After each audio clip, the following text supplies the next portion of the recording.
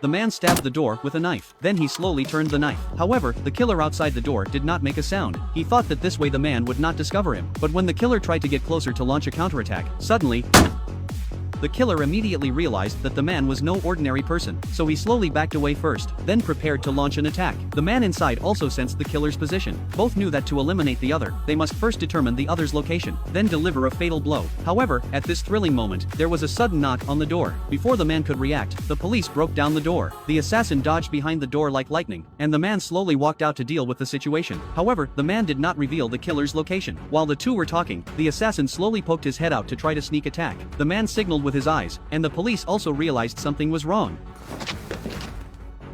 But there was no one outside the door. The next day, the man found out through investigation that the killer from last night was his wife's brother. Because the man's wife had betrayed him, he killed her in a fit of rage. Now that the man was out of prison, the killer was ready to settle the score between them once and for all. He went to the killer's butcher shop. At that moment, the killer clenched the knife in his hand, but the man did not act. He only uttered a harsh warning to the killer. 결과를 따라서 산채로 널 갈기갈기 찢어주는 것 같다.